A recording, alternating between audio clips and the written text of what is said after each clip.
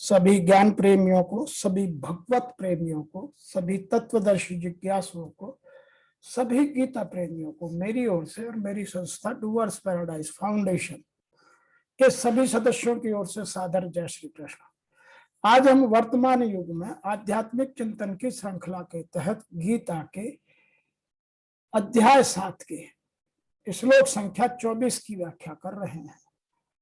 23वें श्लोक में भगवान ने अन्य देवताओं की उपासना के फल को नाशवान बतलाकर और अपने उपासना के फल को प्राप्ति बतलाया, और इस श्लोक में अपने गुण, प्रभाव और स्वरूप को न जानने वाले का हेतु का कथन करते हैं कि ऐसा क्यों होता है। तो ऋषि वेद व्यास लिखते हैं, व्यक्तम व्यक्तिम आपन्नम मन्यते माम अबुद्धयः परम भावम अजानन्तः मम अव्ययम अनुत्तमम। बुद्धिहीन पुरुष मेरे अनुत्तम, जो उत्तम नहीं है, अविनाशी परम भाव को न जानते हुए मन इंद्रियों से परे मुझे सच्चिदानंद घन परमात्मा को मनुष्य की भांति जानकर और मनुष्य की भांति जन्म कर व्यक्ति भाव को प्राप्त हुआ मानते हैं। ऐसा मानते हैं कि मैं तो साधारण मनुष्यों की तरह पैदा हुआ हूं और मैं साधारण मनुष्य ही हूं। तो कुछ लोग इसको ऐसे भी कहते हैं कि बुद्धिहीन मनुष्य मेरे परम अविनाशी और सर्वश्रेष्ठ भाव को न जानते हुए अव्यक्त, जो कभी मैं व्यक्त नहीं करता हूं, जो मन और इंद्रियों से परे है, पार है, मुझ सच्चिदानंद घन परमात्मा को मनुष्य की तरह शरीर धारण करने वाला मानते हैं।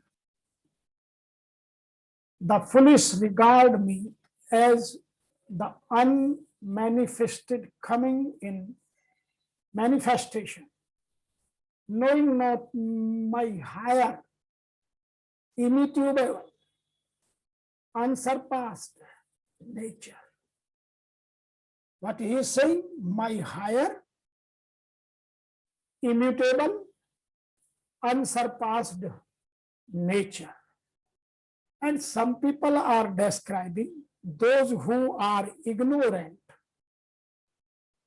Those who are ignorant do not realize my supreme and unchanging nature and think of me, the one who is unmanifest, as manifest. Some people are trying to understand me in a different manner. यहां मैं एक व्याख्या की और बात करना चाहूंगा कि साधारण स्वभाव वाले मनुष्य, सकाम भाव से देवताओं की उपासना करने वाले मनुष्य भगवान को साधारण मनुष्य की तरह जन्मने और मरने वाला मानते हैं। कौन मानते हैं? जो सकाम भाव से देवताओं की उपासना करते हैं, क्योंकि उनको तो अपने काम की सिद्धि के लिए वर चाहिए, धन चाहिए, संपत्ति चाहिए, और फिर वो तो कुछ और भी कहते हैं। तो उनको अपने स्वार्थ सिद्धि के लिए वो उन देवताओं को पूजते हैं और मुझको साधारण मनुष्य की तरह जन्मने और मरने वाला मानते हैं। इसलिए वो मेरी उपासना नहीं करते। वास्तव में अव्यक्त भी हैं और व्यक्त भी हैं, और अव्यक्त तथा व्यक्त दोनों से परे निरपेक्ष प्रकाशक भी हैं। तद सत्य परम यतः, यह गीता का 11वां अध्याय हमें विशेष रूप से बताएगा। तो यहां लोग तरह तरह की व्याख्या, तरह तरह की बातें कर लोगों को भ्रमित करते हैं और खुद भ्रमित होते हैं। यद्यपि जब देवताओं के नाम पर देवता नाम की कोई वस्तु है ही नहीं, तो फल मिलता है वह भी नाशवान। फिर भी लोग मेरा भजन नहीं करके उन देवताओं का भजन करते हैं, क्योंकि बुद्धिहीन पुरुष, जैसा कि पिछले श्लोक माया, कामनाओं द्वारा ज्ञान का अपहृत किए जाने से मेरे सर्वोत्तम, अविनाशी और परम प्रभाव को भली प्रकार नहीं जानते। इसलिए वो मुझको अव्यक्त पुरुष को व्यक्ति भाव से प्राप्त हुआ मानते हैं, मनुष्य मानते हैं।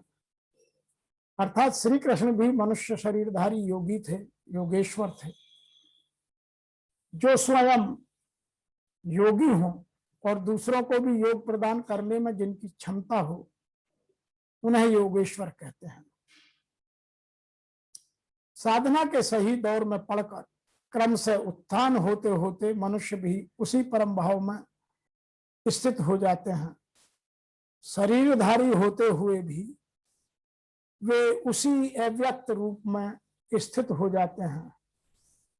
फिर भी कामनाओं से विवश मंद बुद्धि लोग उन्हें साधारण व्यक्ति ही मानते हैं। वे सोचते हैं कि हमारी तरह ही तो यहाँ पैदा हुए हैं, तो ये भगवान कैसे हो सकते हैं। और उन बेचारों का दोष भी क्या, दृष्टिपात ही तो करते हैं, तो शरीर दिखलाई पड़ता है, अंदर के जो दिव्य भाव हैं उनका दिव्य दर्शन तो होता नहीं। वे महापुरुष के वास्तविक स्वरूप को क्यों नहीं देख पाते हैं। अब भगवान इसका भी वर्णन आगे करते हैं।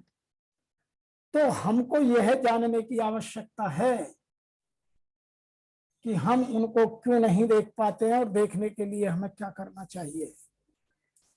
तो यहां एक बात और विशेष रूप से समझने की है कि देवताओं के उपासकों को अल्पज्ञ कहा गया है, और इस श्लोक में निर्विशेषवादियों को भी अल्पज्ञ कहा गया है। परमात्मा अपने साकार रूप में यहां पर अर्जुन से बातें कर रहे हैं, किंतु तब भी निर्विशेषवादी अपने अज्ञान के कारण तर्क करते हैं कि परमेश्वर का अनंत कोई स्वरूप नहीं होता। श्री रामानुजाचार्य की परंपरा के महान भगवत भक्त यमुनाचार्य जी ने इस संबंध में दो अत्यंत उपयुक्त श्लोक कहे हैं, जिनकी मैं व्याख्या आपके साथ करता हूं, समझिएगा। त्वाम शील रूप चरित परम प्रकष्ट सत्वेन सात्विका कतयः प्रबलेव च शास्त्र च प्रख्यात देव परम मर्यार्थ विदाम मतेष्व च नैवासुर प्रकाश्च प्रभवन्ति बोधुमम्। हे प्रभु, व्यासदेव तथा नारद जैसे भक्त, व्यास मुनि जिन्होंने गीता लिखी और नारद जी जो संसार के सबसे पहले और नारायण के परम भक्त हैं, तो जब व्यासदेव और नारद जैसे भक्त आपको भगवान रूप में जानते हैं, मनुष्य विभिन्न वैदिक ग्रंथों को पढ़कर आपके गुण, रूप तथा कार्यों का ज्ञान जान सकता है और इस तरह आपको भगवान के रूप में समझ सकता है। किंतु जो लोग रजो और तमो गुणों के वश में हैं, देखिए क्या बात कही है उन्होंने यहां, जो लोग रजोगुणों और तमो गुणों के वश में हैं, ऐसे असुर तथा अभक्त गण आपको नहीं समझ पाते। ऐसे अभक्त वेदांत, उपनिषद तथा वैदिक ग्रंथों की व्याख्या करने में कितने ही निपुण क्यों न हो, वे वह भगवान को नहीं समझ पाते। तो हमें यहां यह समझना बहुत आवश्यक है। और ब्रह्म संहिता में यह बतलाया गया है कि केवल वेदांत साहित्य के अध्ययन से भगवान को नहीं समझा जा सकता। देखिए कितनी बढ़िया बात ब्रह्म संहिता कहती है कि केवल वेदांत साहित्य के अध्ययन से ही भगवान को नहीं समझा जा सकता। परम पुरुष को केवल भगवत कृपा से जाना जा सकता है। तब तक उसकी कृपा नहीं होगी, तब तक हम उधर भी अग्रसर नहीं होते। और बाबा तुलसीदास जी ने तो एक बात बहुत स्पष्टतः लिख दी है कि जा पर कृपा राम की हुई, तय पर कृपा करे सब कोई।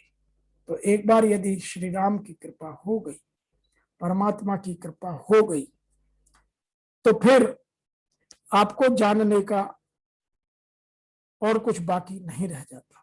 अतः इस श्लोक से स्पष्ट रूप में कहा गया है कि न केवल देवताओं के उपासक अल्पज्ञ होते हैं, अपूर्व अभक्त भी होते हैं। जो परमात्मा भाव अमृत से रहित हैं, जो वेदांत और वैदिक साहित्य का अध्ययन तो करते हैं, उसमें लगे तो रहते हैं, पर अल्पज्ञ हैं। और उनके लिए ईश्वर के साकार रूप में समझ पाना संभव नहीं है। क्योंकि जो लोग ज्यादा तर्क करते हैं, जो ज्यादा ज्ञान लगाते हैं, भगवान ज्ञान का विषय नहीं है, भगवान मान का विषय है, श्रद्धा का विषय है। जो लोग परम सत्य को निर्विशेष करके मानते हैं, वे अबुद्ध बताए गए हैं, जिसका अर्थ है कि वे लोग जो परम सत्य के परम स्वभाव को नहीं समझते। श्रीमद् भागवत गीता में बतलाया गया है कि निर्विशेष ब्रह्म ही परम अनुभूति प्रारंभ होती है, वही ऊपर उठती है, अंतर्यामी परमात्मा तक जाती है, किंतु परम सत्य की अंतिम अवस्था तो भगवान ही है। फिर उनके अलावा किसको भजना और किसको पाना। और आधुनिक निर्विशेषवादी तो और भी अधिक अल्पज्ञ हैं, क्योंकि वे अपने पूर्वगामी शंकराचार्य का भी अनुकरण नहीं करते, जिन्होंने स्पष्ट बताया कि कृष्ण परमेश्वर हैं। अतः निर्विशेषवादी परम सत्य को न जानने के कारण सोचते हैं कि कृष्ण देवकी और वासुदेव के मानव पुत्र हैं, या वो राजकुमार हैं, वह सर्वशक्तिमान जीवात्मा हो सकते हैं, पर परमात्मा नहीं हो सकते। और गीता इस बात की भर्त्सना करती है। अवजानन्ति बाबुआ मनुष्यम तानुमाश्रितम। केवल मूर्ख लोग ही परमात्मा को अर्थात श्री कृष्ण को मनुष्य मानते हैं, ज्ञानी लोग नहीं। तथ्य यह है कि कोई बिना भक्ति तथा परमात्मा भाव अमृत के विकसित किए बिना परमात्मा को नहीं समझ सकता।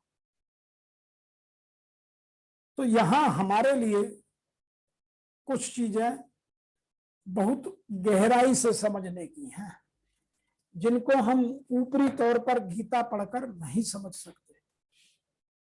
ऊपरी तौर पर तो गीता पढ़ना केवल दिखावा मात्र है, लोगों को यह दिखाना कि मैं आध्यात्म के चिंतन और प्रवचन में व्यस्त हूं, लेकिन उसका अपने अंतःकरण पर आत्मशुद्धि में उतना योगदान नहीं है, क्योंकि उसको जानने के लिए कुछ और चाहिए। तो यहां गीता ने मनुष्यों को 4 प्रकार के वर्णों में बांटने की कोशिश की है।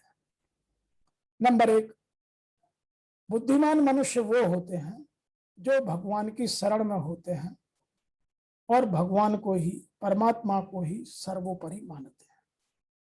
नंबर 2, अल्प मेधा वाले मनुष्य वो होते हैं जो देवताओं की शरण लेते हैं और देवताओं को अपने से बड़ा मानते हैं, जिसमें उनमें थोड़ी सी नम्रता, सरलता, रहती है। अब आते हैं नंबर 3, अबुद्धि। अबुद्धि वाले मनुष्य वो होते हैं जो भगवान को देवता जैसा भी नहीं मानते, किंतु साधारण मनुष्य जैसा ही मानते हैं। वे अपने को ही सर्वोपरि सबसे बड़ा मानते हैं। तो इन तीनों में अंतर है। अब आप देख लीजिए कि आप किस कैटेगरी में या किस श्रेणी में आते हैं। यहां एक इस श्लोक में आया है परम भाव जानंत। इसका तात्पर्य यह है कि मैं अज रहता हूं, अविनाशी होता हुआ और लोगों का ईश्वर होता हुआ ही अपनी प्रकृति को वश में करके योग माया से प्रकट होता हूं। मेरे इस परम भाव को बुद्धिमान मनुष्य समझ पाते हैं और बुद्धिहीन नहीं जानते। एक शब्द आया है अनुत्तमम। कहने का तात्पर्य यह है कि पिछले अध्याय में जिसको क्षर से अतीत और अक्षर से उत्तम बताया, अर्थात उससे उत्तम दूसरा कोई है ही नहीं, ऐसे मेरे अनुत्तम भाव को वो लोग नहीं जानते। अब यहां विशेष भाव जानने की हैं कुछ। नंबर 1, इस श्लोक का अर्थ कोई ऐसा ना करे कि अव्यक्तम मा व्यक्तिपन्ने मन्नते, अर्थात जो सदा निराकार रहने वाले मेरे को केवल साकार मानते हैं वो निर्बुद्धि हैं, क्योंकि वह मेरे अव्यक्त निर्विकार और निराकार रूप को नहीं जानते। दूसरे कोई ऐसा अर्थ करते हैं कि व्यक्ति मापन्नम माम अव्यक्तम मन्नते, अर्थात मैं अवतार लेकर तेरा सारथी बना हुआ हूं, ऐसे मेरे को केवल निराकार मानते हैं, वो निर्बुद्धि हैं, क्योंकि वे मेरे सर्वश्रेष्ठ अविनाशी भाव को नहीं जानते। अब यहां एक और भी बात गहराई से समझने की है कि पृथ्वी जल तेज आदि जो पंच महाभूत हैं, जो विनाशी हैं, विकारी हैं, वे भी दो दो तरह के हैं। एक है स्थूल और सूक्ष्म। जैसे स्थूल रूप से पृथ्वी साकार है और परमाणु रूप से निराकार है। जल, बर्फ, बूंदें, बादल भाव रूप से साकार है और परमाणु रूप से निराकार है। ऐसे ही तेज, अग्नि, काष्ठ और दिया सलाई में रहता हुआ निराकार है और प्रज्वलित होने पर वह साकार है। इसी तरह भौतिक सृष्टि में भी दोनों रूप होते हैं और दोनों के होते हुए वास्तव में वह दो नहीं लगती। साकार होने पर निराकार का कोई बोध नहीं लगता और निराकार होने पर साकार में कोई बाधा नहीं आती। फिर परमात्मा के साकार और निराकार दोनों होने में क्या बाधा? जब हम इतना जानते हैं कि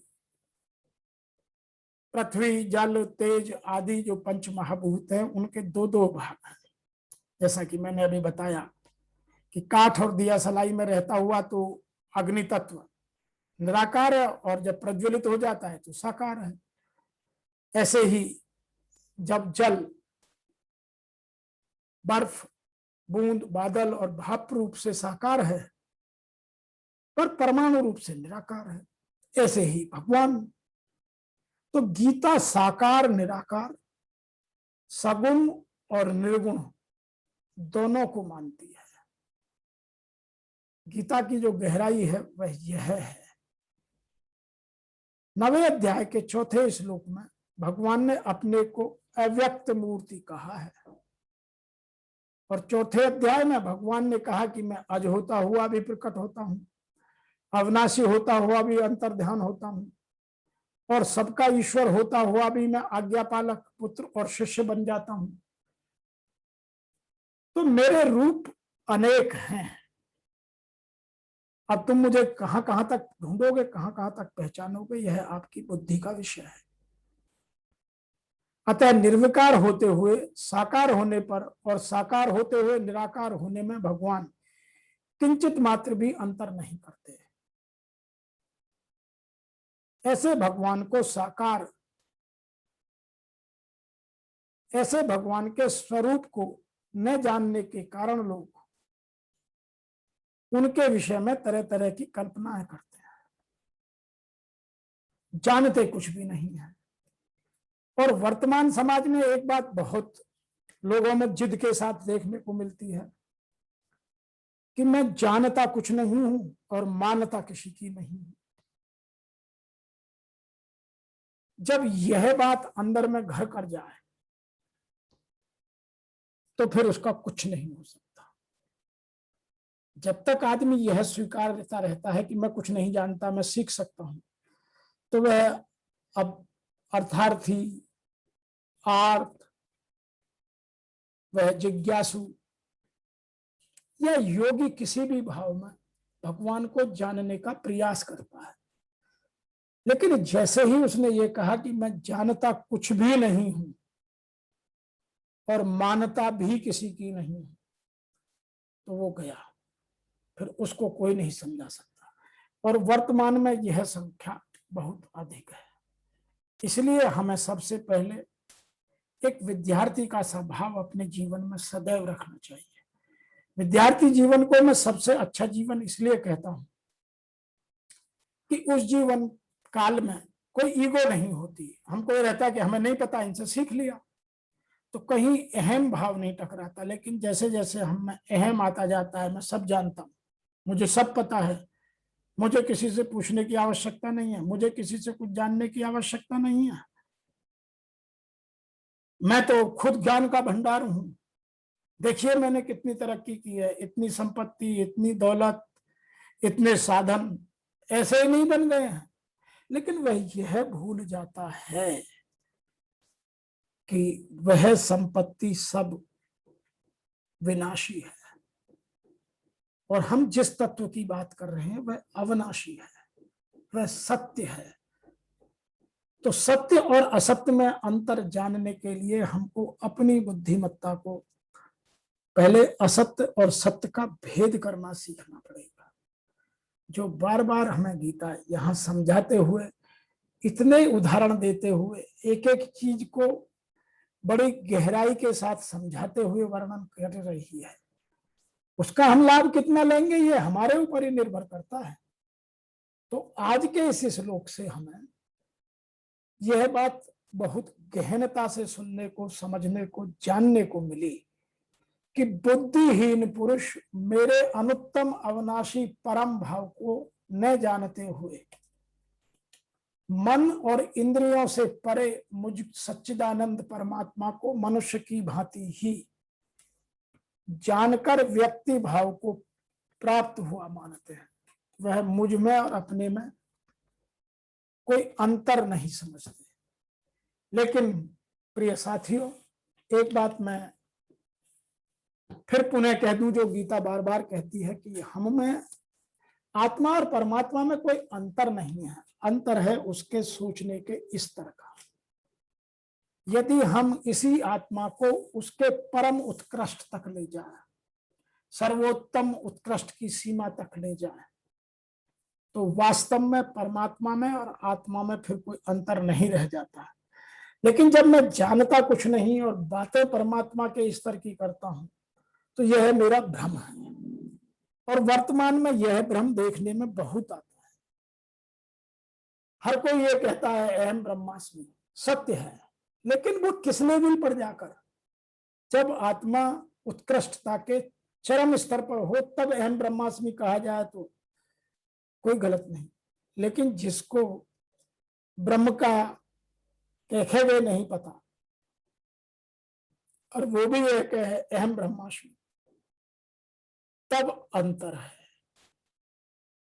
इसलिए गीता पढ़िए, गीता के गूढ़ रहस्यों को समझिए, अपने जीवन को अंधकार से निकालकर इस प्रकाश की ऊंचाइयों तक और आत्मा को उसके चरम उत्कर्ष तक ले जाकर इस आत्मा को परमात्मा से मिलाने का प्रयास कीजिए। यही गीता का प्रयास, यही हमारा सार्थक इस गीता का व्याख्या कर प्रचार और प्रसार का प्रयास। आशा है कि हमें यह आपको पसंद आ रहा होगा। आप जिस तरह से लिखते रहें और लिखिए और हमारे मनोबल को बढ़ाइए, और जो आपके मन में शंकाएं हैं वो लिखिए। जब तक अपने मन की शंकाएं आप दूसरों से पूछकर दूर नहीं करेंगे तब तक समझने में देरी हो सकती है। आज के इस श्लोक की व्याख्या में इतना ही। आप सबको मेरी ओर से और मेरी संस्था डूअर्स पैराडाइज फाउंडेशन के सभी सदस्यों की ओर से ओम नमो भगवते वासुदेवाय नमः।